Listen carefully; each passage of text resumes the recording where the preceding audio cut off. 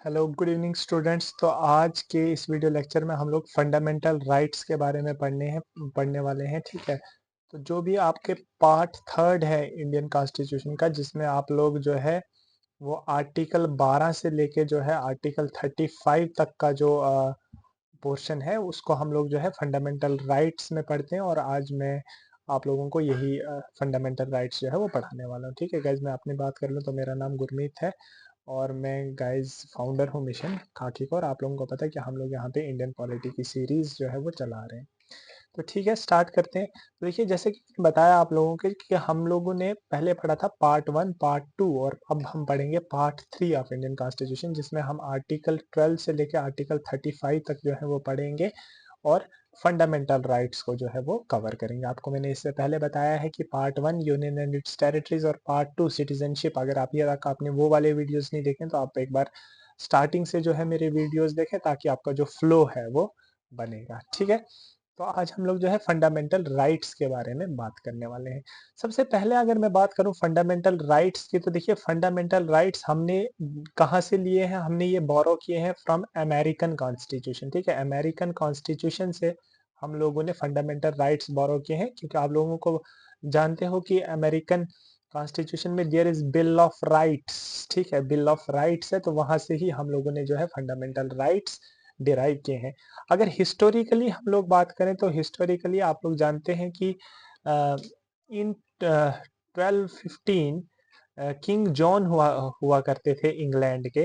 तो ये जो किंग जॉन थे, इन्होंने क्या किया था, बिल ऑफ राइट्स है जिसको हम लोग चार्टर ऑफ राइट्स बोलते हैं, चार्टर ऑफ राइट्स जो है ब्रिटेन में इम्प्लीमेंट किया था, जिसे आप लोग मैग्ना कार्टा भी कहते हैं, मैग्ना कार्टा भी बोलते हैं। तो यही जो मैग्ना कार्टा शब्द है, इसलिए आप लोग जानते हैं कि हम लोग फंडामेंटल राइट्स को मैग्ना कार्टा ऑफ इंडिया भी बोलते हैं ना। मैग्ना कार्टा ऑफ इंडिया मतलब फंडामेंटल राइट्स इन इंडिया। आई बात समझ में? ऑफ इंडियन कॉन्स्टिट्यूशन भी हम लोग जो है वो फंडामेंटल राइट्स को ही बोलते हैं। ठीक है, तो इसके पीछे जो है वो ये स्टोरी है कि इन 1215 किंग जॉन हुआ करते थे इंग्लैंड के, उन्होंने वहां पे सबसे पहले जो है वो फंडामेंटल राइट्स को इम्प्लीमेंट किया था। ठीक है, फंडामेंटल राइट्स को फंडामेंटल हम लोग इसलिए कहते हैं कि इसके पीछे दो रीजन है। सबसे पहली रीजन ये है कि फंडामेंटल राइट्स को फंडामेंटल कहने का वो रीजन ये है, क्योंकि जो फंडामेंटल राइट्स हैं वो कॉन्स्टिट्यूशन हमें गारंटी करता है। और जो कॉन्स्टिट्यूशन है वो क्या है? Constitution is the fundamental law of the land, that's why they are called fundamental rights.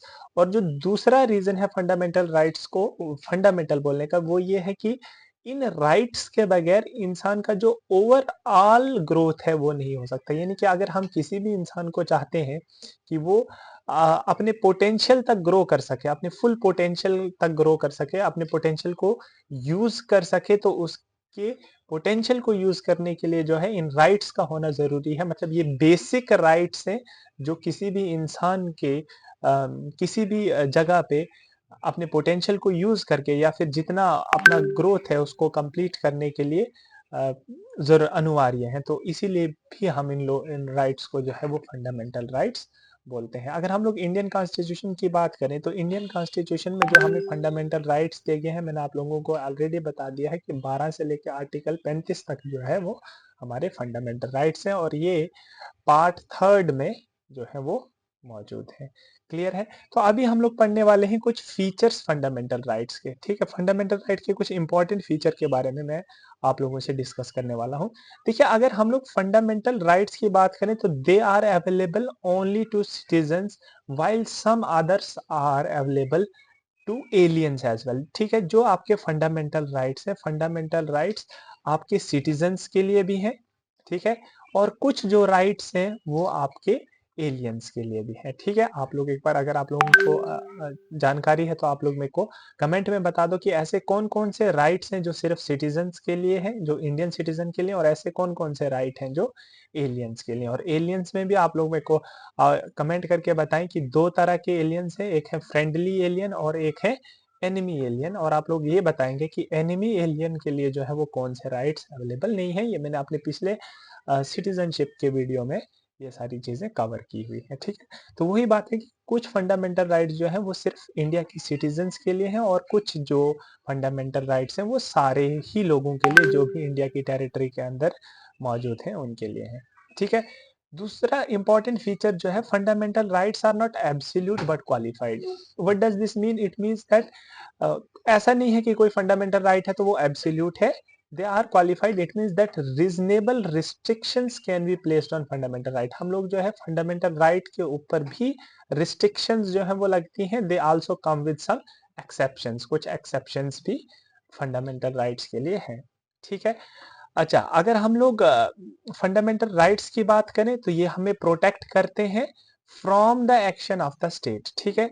मतलब कि हमारा जो स्टेट है या हमारा जो कंट्री है वो कुछ एक फंडामेंटल राइट्स ऐसे राइट्स हैं जिन्हें हमारा जो स्टेट है वो हमसे छीन नहीं सकता है। आई बात समझ में? यानी कि जितना भी स्टेट जो है चीजों को अपने कंट्रोल में लेना चाहे, but fundamental rights he assure करते हैं कि जो लोगों की फ्रीडम है, जो लोगों की इक्वालिटी है, जो लोगों की बेसिक चीजें हैं जो जो एक इंसान को चाहिए होती है वो बनी रहे, ठीक है। इसके अलावा they are negative in character. What does this mean? देखो, कुछ नेगेटिव है कैरेक्टर में, वाइल कुछ फंडामेंटल राइट्स पॉजिटिव भी हैं कैरेक्टर में। इसका मतलब ये है कि कुछ फंडामेंटल राइट्स ऐसे हैं जो स्टेट को रोकते हैं। जैसे अगर आप लोग फंडामेंटल राइट्स की लैंग्वेज पढ़ेंगे तो most of the fundamental rights they are like the state shall not, the state can not, ऐसे करके जो रीडिंग है इसका मतलब है they are negative obligations on the state. आई बात समझ में? ऐसे जो है उनकी रीडिंग जो है वो स्टार्ट होती है, द स्टेट शैल नॉट, ऐसे करके। मतलब ये जो है these are negative obligations on the state. It tells that what the state can not take away from the people of its country, or from the people living in the territory of that country. Next is they are justiciable in nature. It means that if your fundamental are violated, you can directly approach the Supreme Court or the High Court. And High Court and Supreme Court, Supreme Court, it acts like the guardian of the fundamental rights. यानी कि अगर आपका कोई भी fundamental right violate होता है तो supreme court जो है आप वहां पे अप्रोच कर सकते हैं और अपने जो फंडामेंटल राइट है उसको बहाल वहां से करवा सकते हैं, ठीक है। Yes, but again they are not permanent. Fundamental rights भी परमानेंट नहीं है, क्योंकि फंडामेंटल राइट्स भी क्योंकि कॉन्स्टिट्यूशन का पार्ट है और कॉन्स्टिट्यूशन भी जो है वो चेंज किया जा सकता है, तो इसलिए फंडामेंटल राइट्स को भी जो है वो चेंज किया जा सकता है। बट फंडामेंटल राइट्स को चेंज करने के लिए कॉन्स्टिट्यूशनल अमेंडमेंट की जरूरत है, ठीक है। तो आप लोगों को पता है कि कॉन्स्टिट्यूशनल अमेंडमेंट जो है आर्टिकल 368 के अंदर जो है वो होती है। तो अगर आपको फंडामेंटल राइट्स को भी चेंज करना है तो आपको कॉन्स्टिट्यूशनल अमेंडमेंट की जरूरत है। तो सर अगर परमानेंट नहीं है तो फिर सिग्निफिकेंस क्या रहा? नहीं, क्योंकि देखिए कॉन्स्टिट्यूशन भी परमानेंट नहीं है। इसका मतलब ये नहीं है कि कोई भी इंसान जो है वो कॉन्स्टिट्यूशन को चेंज कर सकता है। आपको पता है कि जो 2/3 मेजोरिटी जो चाहिए होती है किसी भी कॉन्स्टिट्यूशनल अमेंडमेंट को पास करने के लिए, ये मेजोरिटी लेनी उतनी आसान नहीं है। तो इट्स नॉट लाइक कि किसी का भी मन हुआ और उन्होंने कुछ भी चेंज किया। और फर्दर आप लोगों को पता है कि in Kesavananda Bharati versus state of Kerala 1773 में ये चीज क्लियर बोली हुई फंडामेंटल राइट्स को भी चेंज किया जा सकता है, but it must not alter the basic structure of the constitution. जो कॉन्स्टिट्यूशन का बेसिक स्ट्रक्चर है उसके साथ कोई भी छेड़खानी नहीं होनी चाहिए। अच्छा, आप लोगों को ये भी पता होगा कि ड्यूरिंग इमरजेंसी जो है हमारे फंडामेंटल राइट्स सस्पेंड किए जा सकते हैं एक्सेप्ट 20 एंड 21, ठीक है। आर्टिकल 20 और आर्टिकल 21 को छोड़ के बाकी सारे के सारे जो आपके फंडामेंटल राइट्स हैं वो सस्पेंड हो सकते हैं ड्यूरिंग इमरजेंसी। और आप लोगों को एक और चीज पता होनी चाहिए कि जो आर्टिकल 19 है it can be suspended during emergency only if the emergency is declared due to external aggression. आई बात समझिए में? यानी कि एक्सटर्नल एग्रेशन की वजह से या वॉर की वजह से अगर नेशनल इमरजेंसी डिक्लेयर है तभी जो है वो हम लोग आर्टिकल 19 को सस्पेंड कर सकते हैं। अदरवाइज अगर नेशनल इमरजेंसी इंटरनल रेबिलियन या किसी और कारण से है तो उस टाइम पे जो हमारा आर्टिकल 19 है वो भी इन प्लेस रहेगा। आई बात समझ में? और अगर हम लोग फंडामेंटल राइट्स की बात करें तो फंडामेंटल राइट्स का अगर हम ऑपरेशन की बात करें तो आप लोगों को पता है कि फंडामेंटल राइट्स जो है ये बेसिक है कॉन्स्टिट्यूशन का। अगर कोई भी लॉ फंडामेंटल राइट से ज्यादा सुप्रीम नहीं है। अगर कोई भी लॉ इन कॉन्ट्राडिक्शन आता है फंडामेंटल राइट्स के, तो हम लोग जो है उस लॉ को सुप्रीम कोर्ट जो है वो नल एंड वाइड घोषित कर सकता है। ठीक है, एक्सेप्ट जो कुछ लॉज हैं जो आपके आर्टिकल 31A, आर्टिकल 31B और आर्टिकल 31C के अंदर है। ठीक है, इसको जब हम आर्टिकल 31 को डिस्कस करेंगे उस टाइम पे मैं आप लोगों को डिटेल में जो है वो बताऊंगा। क्लियर है? ओके। तो अगर हम लोग जो है, क्योंकि हम लोग आर्टिकल्स पढ़ रहे हैं, तो हम लोगों ने आपको पता है कि आर्टिकल 1 से लेके आर्टिकल 11 तक पढ़ लिया है, और आप लोगों को पता है कि फंडामेंटल राइट्स जो है वो आर्टिकल 12 से लेके आर्टिकल आपके 35 तक जो है वो चलते हैं। ठीक है, तो वैसे तो आप लोग पढ़ते हैं कि जो फंडामेंटल राइट्स हैं बेसिकली वो आपके 6 प्रकार के फंडामेंटल राइट्स हैं। ठीक है, तो वो 6 प्रकार क्या है आपके फंडामेंटल राइट्स के, वो मैं आप लोगों को यहाँ पे दिखा रहा हूँ। जो आपके 6 टाइप्स के फंडामेंटल राइट है, उसमें आपका आता है सबसे पहले आपका राइट टू इक्वालिटी। ठीक है, राइट टू इक्वालिटी, इक्वालिटी मतलब तो सारे लोग जो है वो समान हैं, इक्वल हैं, और ये आपका कवर करता है आपका आर्टिकल 14 से लेके आपके आर्टिकल 18 तक। ठीक है, अगला आपका जो है वो आता है फ्रीडम या राइट टू फ्रीडम। तो राइट टू फ्रीडम की अगर हम बात करें तो ये आपके आते हैं फ्रॉम आर्टिकल 19 टू आर्टिकल 22। ठीक है, उसके बाद आपका थर्ड आता है राइट अगेंस्ट एक्सप्लॉइटेशन। ठीक है, राइट अगेंस्ट एक्सप्लॉइटेशन, ये जो आपके राइट्स हैं ये आते हैं आपके आर्टिकल 23 और आर्टिकल 24 में। उसके बाद है आपका right to freedom of religion. ठीक है, right to freedom of religion, ये जो है ये आपका आएगा आर्टिकल 25 से 28 में। उसके बाद आपका फिफ्थ जो है वो है आपका right cultural and educational rights. ठीक है, कल्चरल एंड एजुकेशनल राइट्स, ये जो है ये आपके आते हैं आर्टिकल 29 और आर्टिकल 30 में। इससे पहले, हालांकि आज नहीं है बट पहले हुआ करता था right to property. Right to property जो है वो आपका आर्टिकल 31 में आता था, बट आप लोगों को याद रखना है कि it was deleted bye 44th constitutional amendment act of 1978 44th constitutional amendment act, वहां से राइट टू प्रॉपर्टी जो था इसको फंडामेंटल राइट से डिलीट किया गया था और इसको अदर लीगल राइट्स में जो है वो डाला गया था, और वो है आपका आर्टिकल 300A। ठीक है, जो आपके पार्ट 12 के अंदर आता है। तो पार्ट 12 में आर्टिकल 300A में जो है हम लोगों ने राइट टू प्रॉपर्टी को डाला था। It was deleted from the list of fundamental rights. Next जो है आपका वो है राइट टू कॉन्स्टिट्यूशनल रेमिडीज, है ना। कॉन्स्टिट्यूशनल रेमिडीज का जो राइट है वो आप लोगों को दिया जाता है, और it comes under article 32। Clear है? तो यहाँ पे आप लोग देख रहे हैं कि सर आपने तो कहा कि जो फंडामेंटल राइट्स हैं वो स्टार्ट होते हैं फ्रॉम 12 और चलते हैं टिल 35, पर यहाँ से आप राइट टू इक्वालिटी जो है वो 14 से स्टार्ट कर रहे हो, तो मतलब 12 और 13 आर्टिकल आपका मिसिंग है।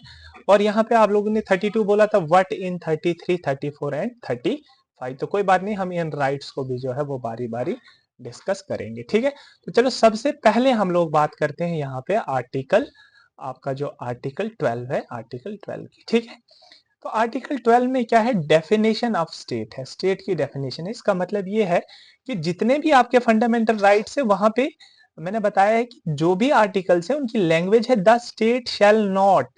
आई बात समझ में? वहां पे बार बार एक शब्द यूज हुआ है जो जो शब्द है स्टेट। तो आर्टिकल 12 में डेफिनेशन ऑफ स्टेट है, उनने बताया है कि स्टेट क्या है। जो स्टेट फंडामेंटल राइट्स में जो वर्ड स्टेट यूज हो रहा है वो स्टेट किस किस से कंप्राइज करती है।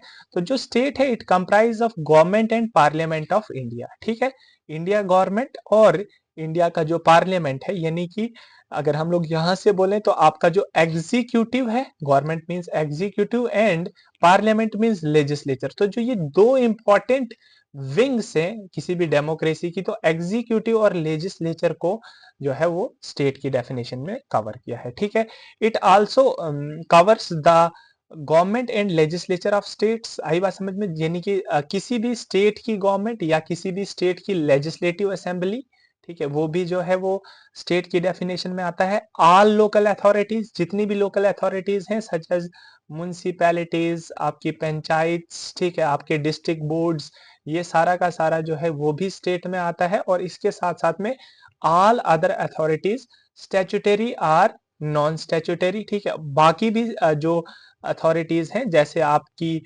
आपने सेल हो गई, आपकी भेल हो गई, आई बात समझ में। जितनी भी कंपनीज हैं जो कि सेमी गवर्नमेंट कंपनीज हैं, आई बात समझ में, या जो आपकी गवर्नमेंट कंपनीज हैं, तो ये सारे के सारे इंस्टीट्यूशंस जो हैं वो डेफिनेशन ऑफ स्टेट में कवर होते हैं। कि कोई स्कूल है, कोई कॉलेज है विच इज रन पार्शली और फुल्ली ऑन स्टेट फंड्स, ठीक है, जो गवर्नमेंट के फंड्स पे पार्शली या फुल्ली रन करता है, ये सारे के सारा जो आपका पोर्शन है वो आपकी डेफिनेशन ऑफ स्टेट में आता है, ठीक है। It also covers private institution. अगर आपका कोई भी प्राइवेट इंस्टीट्यूशन है, आई बात समझ में, जो कि गवर्नमेंट की एड से रन किया जा रहा है, ठीक है, वैसे भी सारे इंस्टीट्यूशन जो है वो डेफिनेशन ऑफ स्टेट में आते हैं। तो यानी कि जो स्टेट का डेफिनेशन है, it covers almost all the authorities जो आप लोगों को देखने को मिलती है, ठीक है। तो यही जो है आपका आर्टिकल 12 है।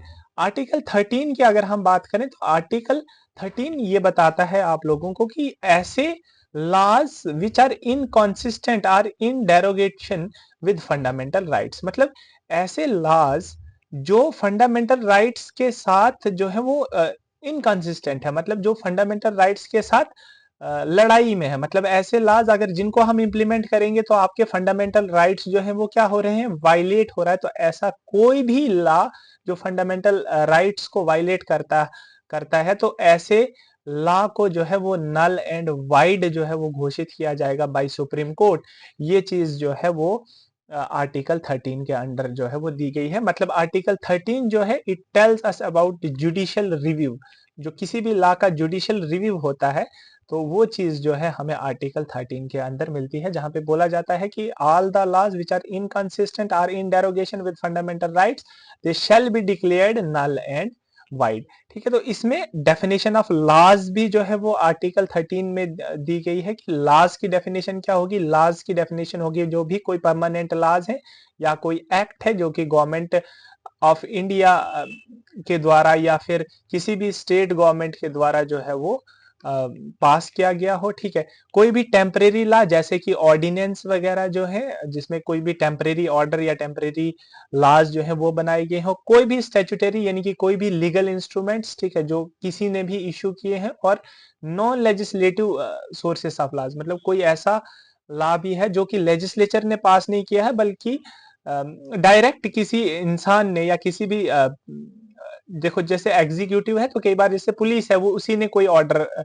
जो है वो दे दिया, आई बात समझ में, ठीक है, या कि कभी डिस्ट्रिक्ट कमिश्नर ने कोई ऑर्डर दे दिया। तो ये सारे भी जो ऑर्डर्स हैं ये भी आपके लॉ की डेफिनेशन में आता है।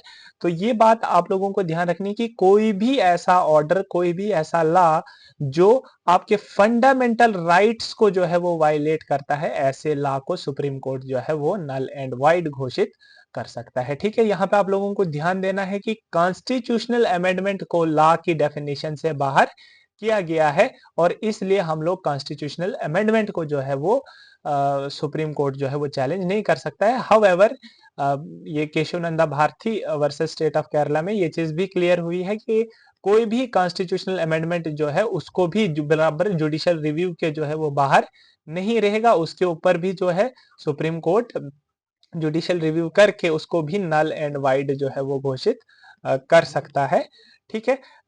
अगर वो बेसिक स्ट्रक्चर को जो है वो अल्टर करने की कोशिश कर रहा है, ठीक है। अदरवाइज जो कॉन्स्टिट्यूशनल अमेंडमेंट है that is away from the definition of law. तो ये क्वेश्चन आप लोगों को डायरेक्ट पूछा जा सकता है यहाँ से कि जो आर्टिकल 13 में लॉ की डेफिनेशन है उस हिसाब से इनमें से कौन सी चीज जो है वो लॉ के बाहर है। तो आप लोगों को ध्यान रखना है कि जो कॉन्स्टिट्यूशनल अमेंडमेंट है वो आपकी जो रहेगी वो लॉ से बाहर रहेगी। क्लियर है ये वाली चीज? चलो ठीक है। तो ये है आपका आर्टिकल 12 और आपका आर्टिकल 13, जिसमें हमने पढ़ा 12 में डेफिनेशन ऑफ स्टेट और आर्टिकल 13 में हमने पढ़ा laws which are inconsistent with the fundamental rights, ठीक है। अब हम लोग जो है वो स्टार्ट करेंगे आपका राइट टू इक्वालिटी, जो कि आपका आर्टिकल 14 से स्टार्ट होता है और आपके आर्टिकल 18 तक है, ठीक है। तो इसमें सबसे पहले अगर हम लोग आर्टिकल 14 की बात करें, तो आर्टिकल 14 जो है वो बताता है equality before law and equal protection of loss. ठीक है, इसका क्या मतलब है? देखिए, अगर हम लोग इक्वालिटी बिफोर लॉ की बात करें तो इक्वालिटी बिफोर लॉ का क्या मीनिंग है, इसकी जो है वो तीन चीजें हैं जो हमें यहाँ पे इक्वालिटी बिफोर लॉ में देखनी है। सबसे पहले तो जो ये इक्वालिटी बिफोर लॉ का कॉन्सेप्ट है, ये यूके का कॉन्सेप्ट है, या यूं कहें कि ये ब्रिटेन का कॉन्सेप्ट है। और इक्वल प्रोटेक्शन ऑफ लॉज वाला जो कॉन्सेप्ट है, ये हमारे अमेरिकन कॉन्स्टिट्यूशन का, या ये अमेरिकन कॉन्सेप्ट है। आगे बात समझ में? ठीक है, इक्वालिटी बिफोर लॉ का क्या मतलब है कि कानून के समक्ष सभी लोग बराबर हैं। इसका मतलब ये है कि किसी के लिए भी कोई स्पेशल प्रिविलेज जो है वो कानून में नहीं है। तो there is absence of any special privilege for any individual in the law. किसी भी इंडिविजुअल के लिए कोई भी स्पेशल प्रिविलेज जो है वो कानून में मतलब अवेलेबल नहीं है। ठीक है, उसके बाद दूसरी चीज इसमें ये आती है कि सारे ही लोगों के लिए जो है वो जो लॉज रहेंगे वो क्या रहेंगे, सेम रहेंगे। आई बात समझ में? मतलब ऑल सिटीजन्स, या जो भी हम लोग बात करें कि ऑल इंडिविजुअल्स, जितने भी इंडिविजुअल्स हैं, they will be subject to same law. आई बात समझ में? उन्हें सेम लॉ को ही जो है वो पढ़ना है। They will be subject to the same laws. ठीक है, और तीसरी चीज ये है कि कोई भी इंसान या कोई भी इंडिविजुअल जो है वो कानून के ऊपर नहीं हो सकता है। ठीक है, no individual is above law. ठीक है, कानून के ऊपर जो है वो कोई भी इंसान नहीं है। तो ये तीन चीजें हैं जो आपकी इक्वालिटी बिफोर लॉ के अंदर आती हैं। सबसे पहली बात कि कोई भी स्पेशल प्रिविलेज किसी के लिए भी कानून में नहीं है, सारे जो कानून हैं वो सारे ही इंडिविजुअल्स के लिए सेम है, और कोई भी पर्सन जो है वो लॉ के ऊपर नहीं है। और अगर हम लोग इक्वल प्रोटेक्शन ऑफ लॉज की बात करें तो इक्वल प्रोटेक्शन ऑफ लॉज आप लोगों को बताता है कि likes are to be treated alikes. ठीक है, कि जो लाइक लोग हैं उन्हें जो है आप लोगों को अलाइक ट्रीट करना है। इसका मतलब यह है कि अगर लोग सेम सिचुएशन में हैं तो आप लोगों को उन्हें सेम डील करना है। आई बात समझ में? देखिए, जैसे कि अगर मैं आप लोगों को एक एग्जांपल देता हूं, यहाँ पे, यहाँ से आप लोग मान लें कि आप लोग एक फुटबॉल मैच जो है वो देख रहे हैं। ठीक है, और यहाँ पे आपके सामने एक दीवार है। ठीक है, एक इंसान जो है, और दीवार की हाइट जो है 5 फीट है। ठीक है, 5 फीट की दीवार है, और एक इंसान है उसकी हाइट जो है वो 3 फीट है। आई बात समझ में? और एक इंसान है जिसकी हाइट जो है वो 6 फीट है। ठीक है, और दीवार जो है, दीवार की हाइट 5 फीट है। तो देखिए, अगर गवर्नमेंट या कोई भी चीज एक स्टूल प्रोवाइड करती है जिसकी हाइट 2 फीट है, तो वो जो स्टूल है वो किसको प्रोवाइड करना चाहिए? 3 फीट वाले को। अगर गवर्नमेंट वो स्टूल प्रोवाइड कर रही है, तो अब जो 3 फीट वाला है वो भी क्या कर पा रहा है? मैच देख रहा है। तो इस चीज के ऊपर जो है, ये जो 6 फीट वाला इंसान है, वो ये नहीं बोल सकता है कि why this tool is provided to this person, या ये स्टूल जो है वो मुझे भी होना चाहिए। This is the meaning of like to be treated alike. क्योंकि ये जो दो इंसान है ये डिफरेंट कंडीशन में है। अगर ये दो इंसान डिफरेंट कंडीशन में है, मतलब इनकी हाइट डिफरेंट डिफरेंट है, तो बराबर जो गवर्नमेंट है या जो स्टेट है वो क्या कर सकती है? स्पेशल प्रोविजंस जो है वो बना सकती है for the individuals which are in different situation. तो ये चीज आप लोगों को बहुत जरूरी है, जो आपको राइट टू इक्वालिटी से समझनी है, वो ये है कि लाइक्स को हम लोगों ने क्या करना है? अलाइक ट्रीट करना है। ठीक है, इसके साथ साथ आपके आर्टिकल 14 में कुछ एक्सेप्शंस भी आते हैं। आर्टिकल 14 की अगर हम बात करें तो क्या एक्सेप्शंस हैं उसमें?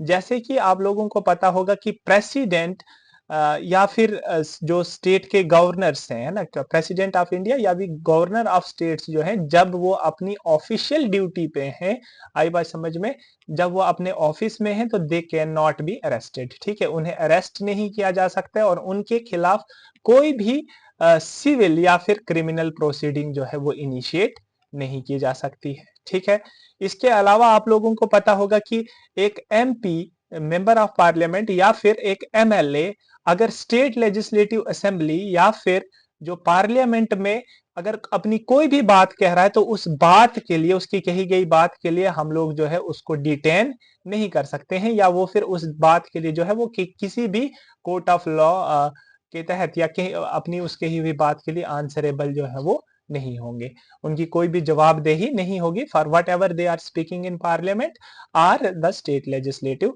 असेंबलीज। ठीक है, उसके अलावा अगर हम लोग फॉरेन डिप्लोमेट्स की बात करें, ठीक है, या फॉरेन एम्बेसडर्स की बात करें, या कोई स्वर्ण कंट्री के फॉरेन रूलर्स हैं उनकी बात करें, तो उन्हें भी जो है हम लोग उनके ऊपर भी कोई सिविल या फिर कोई क्रिमिनल प्रोसीडिंग जो है इंडिया के अंदर जो है वो इनिशिएट नहीं कर सकते हैं। आई बात समझ में? तो these are some of the exceptions which are with regard to the fundamental rights. इसके अलावा एक और जो है इसमें इंपॉर्टेंट एक्सेप्शन ये है कि अगर कोई भी मीडिया पर्सन है और वो कोई भी सच्ची घटना को ब्रॉडकास्ट कर रहा है from the house of the parliament, he shall not be उसको भी जो है वो उसके खिलाफ भी कोई एक्शन जो है वो नहीं लिया जा सकता। तो these are some of the exceptions to the article 14 of the Indian constitution, जहां पे आप लोगों ने देखा कि प्रेसिडेंट को जो है वो इम्यूनिटी है, गवर्नर को इम्यूनिटी है, एमएलए और एमपीज को इम्यूनिटी है, फॉरेन डिप्लोमेट्स या फिर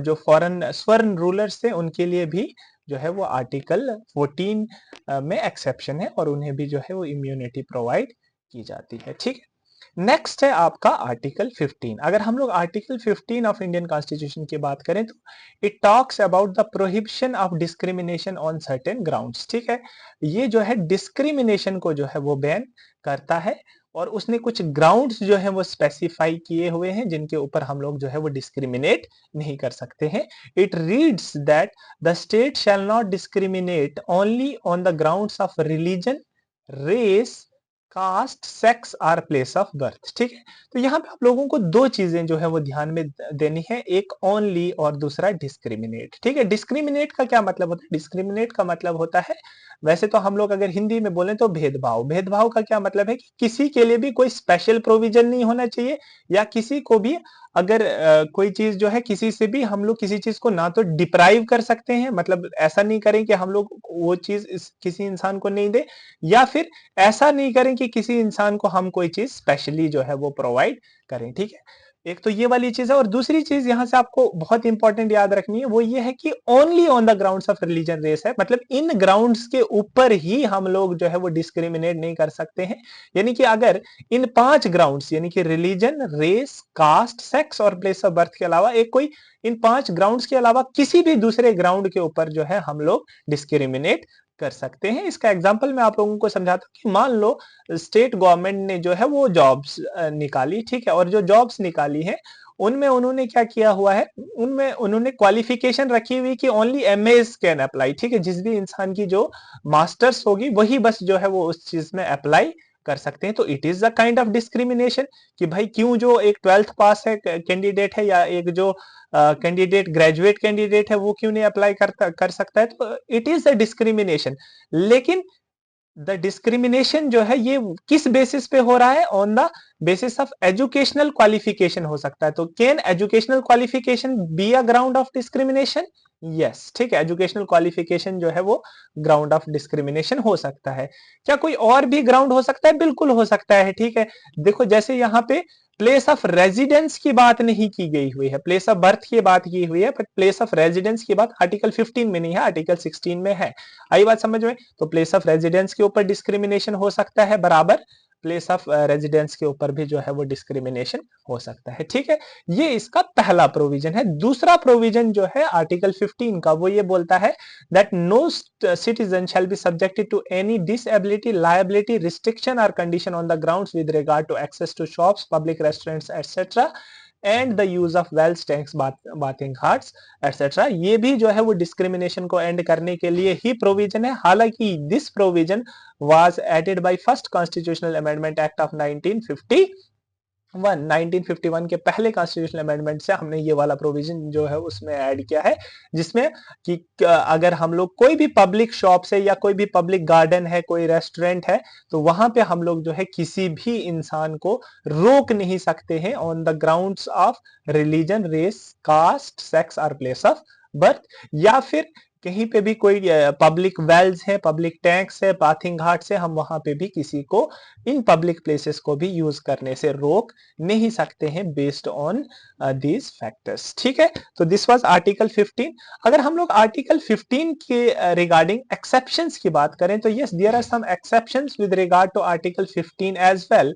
आर्टिकल 15 के लिए भी जो है वो कुछ एक्सेप्शंस हैं। ठीक है, देखो एक है पॉजिटिव डिस्क्रिमिनेशन और एक है नेगेटिव डिस्क्रिमिनेशन। इसकी बात जो है हम अगले जो आर्टिकल 16 जब हम लोग पढ़ेंगे उसमें जो है वो मैं आप लोगों को बताऊंगा। ठीक है, देखो आर्टिकल 16 जो है, आर्टिकल 16 हमें बताता है, it tells us about equality of opportunity in matter of employment. ठीक है, ये हमें बताता है कि अगर एम्प्लॉयमेंट की बात हो, एम्प्लॉयमेंट की बात हो मतलब किसी भी स्टेट इंस्टीट्यूट में, आई बात समझ में, किसी भी गवर्नमेंट इंस्टीट्यूट में अगर हम लोग एम्प्लॉयमेंट की बात हो तो every person shall get the equal opportunity. ठीक है, हर एक इंसान को जो है वो इक्वल अपॉर्चुनिटी मिलनी चाहिए, मतलब there shall be no discrimination.